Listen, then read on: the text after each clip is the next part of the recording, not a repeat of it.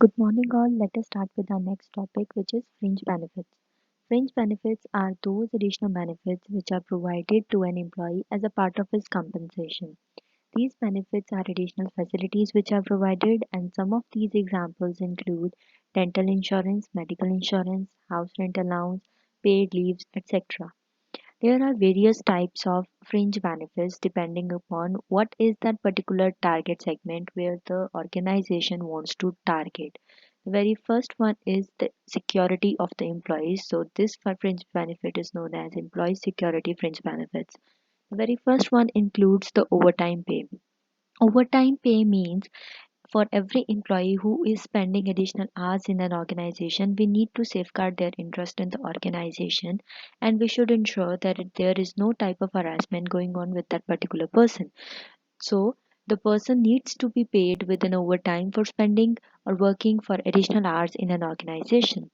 Second is cost of living allowance. Cost of living allowance is same as a DNS allowance, whereby the company is focusing on maintaining the cost of living standards of a particular employee. The living standard should keep on increasing with every year, but it should not decrease. That is why company focuses on providing different types of allowances whereby they are able to maintain the living standards of their employees. Next is retrenchment compensation. Retrenchment is a process whereby organization has thrown the person out because they don't need the services anymore due to lack of resources. So in those cases where the employee is willing to work but the organization cannot offer them work, organization has to provide them with a certain set of compensation, so till the time the person gets a new job he is able to survive. Next is health and protection fringe benefits, which target the health of the employees. So this include proper facility of drinking water, proper purifier should be there, and the quality of the water should be drinkable. Next is proper lighting facility should be there. The number of tubes and tube lights, the number of bulbs, whatever is required in an organization must be provided to employees without worrying about the electricity bills. Then precautions in case of fire, there should be proper fire exits in each and every organization to ensure that no particular employee's health is in danger, and proper fire extinguishers should also be there in the organization so that in case of any fire there is no harm to anybody's health.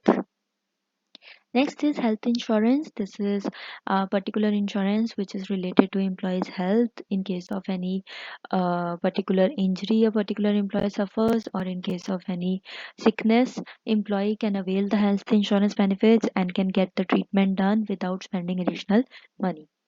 Then safety of building and machinery. Organization must ensure that the building and machines used in the organization are safe.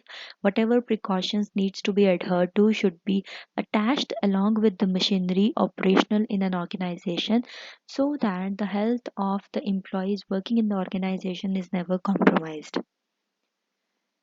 Continuing with the health benefits, the next is sickness benefit. Sickness benefit means when an employee is having a particular medical condition, he is sick. In that case, a company can come up with providing them with sick leaves, with medical leaves where their salary is not deducted, and an employee also gets its treatment done at not only his expenses but the organization is also helping him cover up the same, plus he gets proper rest during his sickness time so that he is healthy when he joins back in an organization.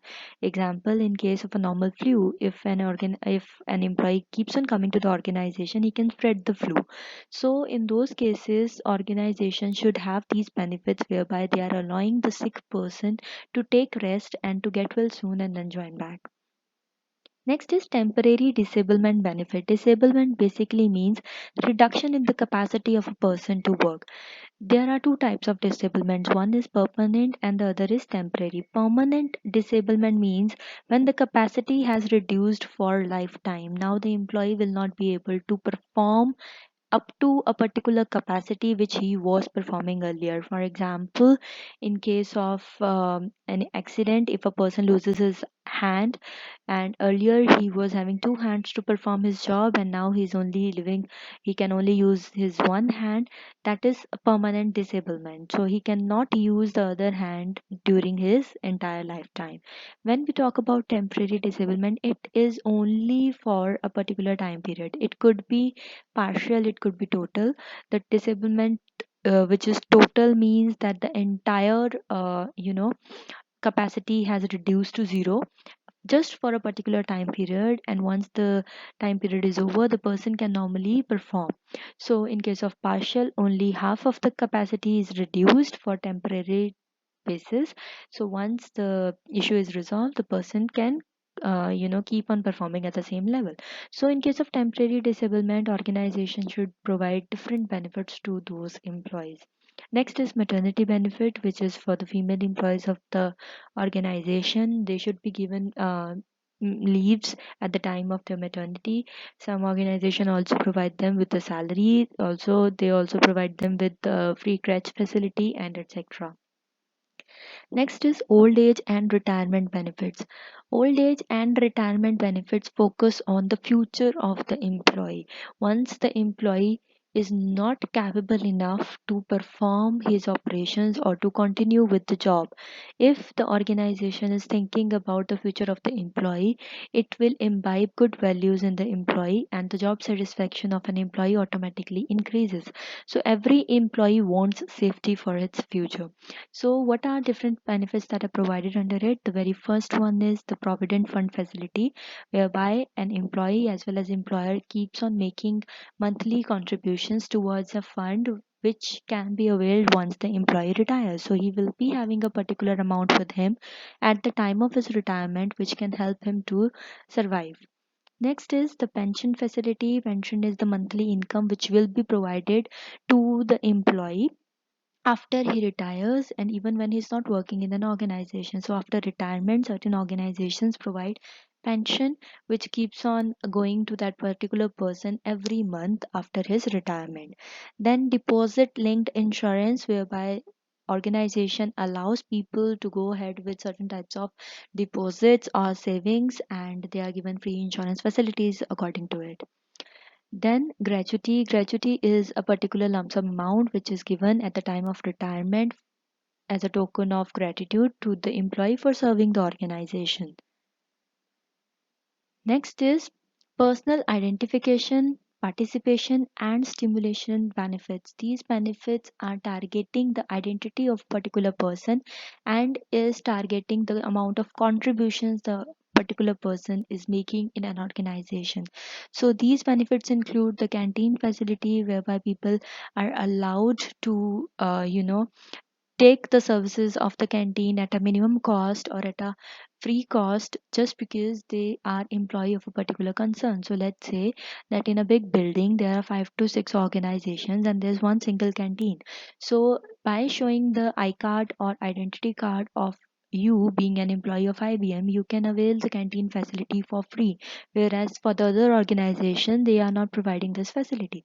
So just because you are an employee of an organization, you can avail a particular canteen facility inside that particular premises, depending upon how the benefit is being provided by the organization. Holiday homes. Holiday homes are open for certain organizations where they send their employees to go and enjoy their vacations with the family. Next is employee counseling. Employee counseling includes helping them with in helping them in resolving the problems they are facing. It could be related to any personal or professional stress, right? Whereby we are helping our employees in case of their emergencies, in case of the problems. It could also include giving them with legal guidance or etc.